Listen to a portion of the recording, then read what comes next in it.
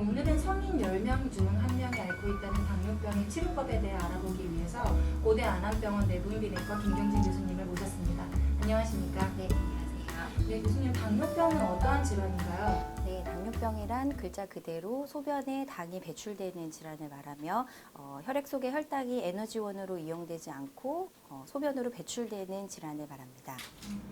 그럼 제가 알기로는 그 현황이 점점 이제 늘고 있는 걸로 알고 있는데 그 현황에 대해서 좀 말씀 좀 부탁드립니다. 네, 2015년 당뇨병 학회에서 보고한 바에 따르면 성인 30세 이상의 성인 10명 중에 약 1명이 당뇨병을 가지고 있다고 보고를 하였고요.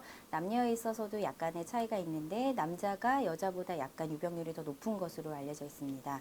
또한 이제 30대보다 60세 이상의 노인 연령층에서 당뇨병이 약 20% 정도로 더 높게 보고가 되고 있습니다.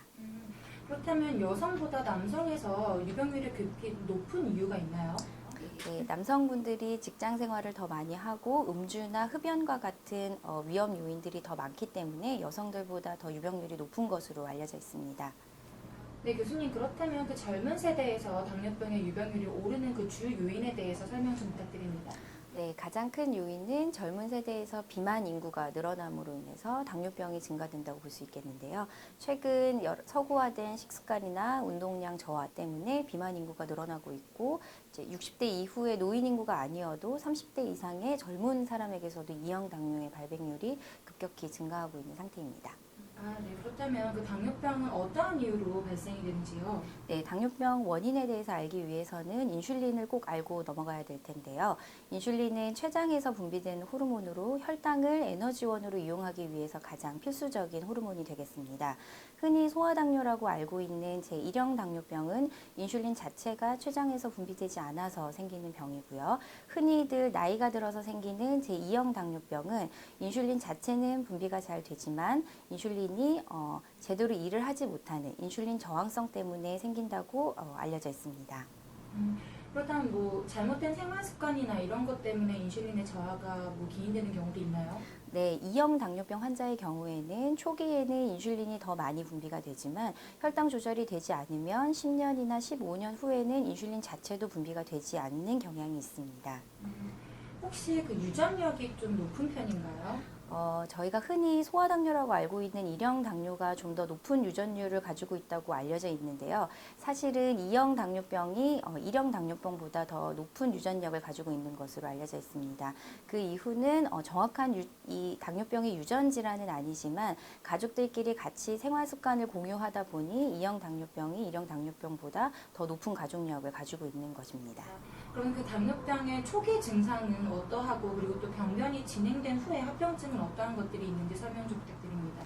네, 90% 이상의 당뇨병 환자들이 무증상을 호소합니다. 따라서 이러한 혈당이 조절되지가 않으면 추후에 다음이나 다뇨 또는 밤에 소변을 보러 가는 야간뇨 또는 이유를 알 수 없는 체중 감소가 가장 대표적인 질환이지만 대부분의 환자들은 증상을 따로 호소하고 있지 않고요.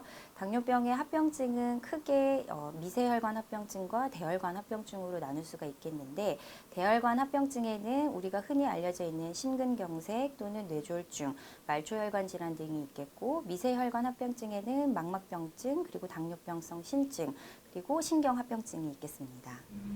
그럼 국내에서 그 합병증 가운데 가장 좀 위험한 합병증엔 어떠한 것들이 있는지요? 합병증이 모두 다 위험하겠지만 현재 우리나라에서는 다른 나라보다는 망막병증이나 신증의 유병률이 더 높다고 알려져 있고요. 그리고 더 위험한 걸로 따지면은 당연히 심장질환, 혈관이나 뇌졸중 등이 있겠습니다. 그렇다면 그 증상을 더욱 빠르게 그리고 더욱 더 심하게 악화시키는 요인에는 어떠한 것들이 있는지요? 가장 중요한 것은 혈당 자체를 높게 고혈당 상태를 오랫동안 유지하는 게 이 합병증을 악화시키는 가장 중요한 요인이라고 할 수 있겠고요. 두 번째로는 음주나 흡연 같은 것도 합병증의 발생을 좀 더 빠르게 한다는 보고가 있습니다. 또한 그 이외에도 고혈압이나 또 고지혈증, 또 비만 등과 같은 동반 질환이 있다면 합병증이 더 빨리 발생하게 되겠습니다. 그렇다면 그 진단과 검사는 어떠한 방법으로 이루어지나요? 네, 당뇨병의 진단은 간단한 혈액 검사로 이루어지게 되겠고요. 당뇨병의 진단 기준은 8시간 이상의 금식 상태를 유지한 상태에서 공복 혈당이 126mg/dL 이상이거나 식사를 하고 2시간 후에 체열한 혈당이 200mg/dL 이상이거나 또는 2개월이나 혹은 3개월의 평균 혈당을 알려주는 당화 혈색소가 6.5% 이상이면 당뇨를 진단할 수 있겠고요. 이러한 검사는 한 번 측정을 했다고 해서 진단이 되는 것이 아니라 반복적으로 측정을 했을 때 기준치보다 더 높게 나오면 당뇨로 진단할 수 있겠습니다. 그 다음으로 그 치료법에는 어떠한 것들이 있는지요? 네, 당뇨의 치료법은 크게 3가지로 나눌 수 있겠는데요. 가장 먼저 당뇨 초기 단계에는 생활습관 개선, 즉 음식 조절이나 또는 운동 등과 같은 생활습관 개선을 먼저 시도를 해볼 수 있겠고, 그 이후로도 혈당 조절이 되지 않으면 경구용 혈당 강화제를 시작해 볼 수 있겠습니다. 이제 그 이후로도 조절이 계속되지 않으면은 그 다음부터는 인슐린 치료를 시작해 볼 수가 있겠습니다. 그렇다면 치료 과정에서 가장 중요한 부분은 어떠한 것인가요? 모든 치료에서 기본이 되는 것은 생활습관 개선이 되겠습니다. 즉 아무리 좋은 약이나 아무리 좋은 인슐린을 처방받는다 하더라도 본인이 집에서 운동 조절이나 식사 조절을 하지 않는다면 당뇨는 결코 조절되지가 않겠습니다. 네, 그럼 그 인슐린 치료제에 대해서 좀 여쭙고 싶은 게 있는데요. 그 인슐린 치료제에 대한 장단에 대해서 좀 말씀 부탁드립니다. 네, 인슐린 치료는 우리나라에서 가장 저평가받는 치료제 중에 하나입니다. 혈당이 아주 조절되지 않는 급성 합병증, 급성 당뇨 초기에도 인슐린 치료가 시작될 수가 있겠고요. 인슐린 치료는 신장 합병증이나 또는 간질환 환자에게서도 가장 안전하게 사용할 수 있는 치료제가 되겠습니다.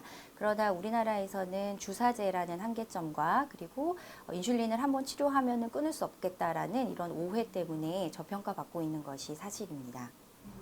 그럼 생각하는 것보다 인슐린 치료제가 그렇게 막 위험하거나 그런 건 아니네요. 네, 인슐린 치료의 가장 큰 단점은 저혈당 위험과 그다음에 약간의 체중 감소 이외에는 가장 안정적으로 그리고 혈당을 가장 효과적으로 조절할 수 있는 치료제라고 할 수 있겠습니다.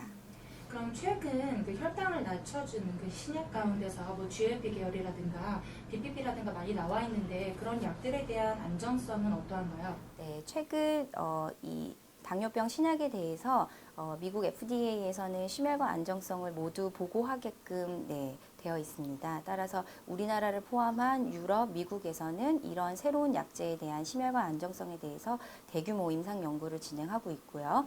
이 임상 연구의 결과로는 대부분의 신약들이 심혈관 위험을 높이지 않고 안정적으로 사용할 수 있다고 보고하고 있습니다. 네, 좋은 소식이네요. 네. 그렇다면 그 치료 과정에 있어서 합병증은 없나요? 네, 치료 과정에서는 아까 말씀드린 미세혈관 합병증과 대혈관 합병증이 있겠는데요. 이러한 합병증은 한번 시작이 되면은 다시 정상 상태로 되돌리기가 굉장히 어렵기 때문에 합병증이 시작되기 이전에 1년에 한 번씩 정기적으로 검사를 하고 또 적극적인 혈당 관리를 통해서 합병증 발생 자체를 막는 것이 가장 좋은 방법이라고 할 수 있겠습니다.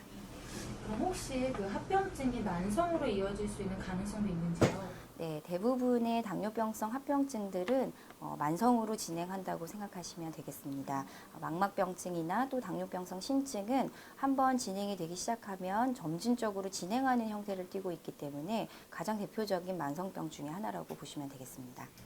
네, 그렇다면 그 당뇨병을 예방할 수 있는 그 생활 수칙이라든가 좀 좋은 음식 이런 것들은 어떠한 것들이 있을지요? 네, 당뇨병은 예방 가능한 가장 대표적인 만성 질환이 되겠습니다. 대부분의 당뇨병 환자들이 비만을 동반하고 있기 때문에 본인의 체중에서 5에서 10% 정도의 체중 감량과 함께 매일 30분 이상의 중등도 운동을 한다면 당뇨병을 예방할 수도 있고 또 당뇨 환자에게 있어서도 가장 좋은 혈당 조절을 할 수 있겠습니다. 그렇다면 당뇨병을 예방하기 위해서 꼭 피해야 할 음식은 어떠한 것들이 있나요? 네, 여러분도 잘 아시겠지만 당연히 술과 담배는 피해야 될 음식 중에 가장 대표적이고요. 그리고 트랜스 지방을 포함한 지방기가 많은 음식들, 대표적으로 치킨이라든지 또 기름진 음식들은 꼭 피해야 되겠습니다.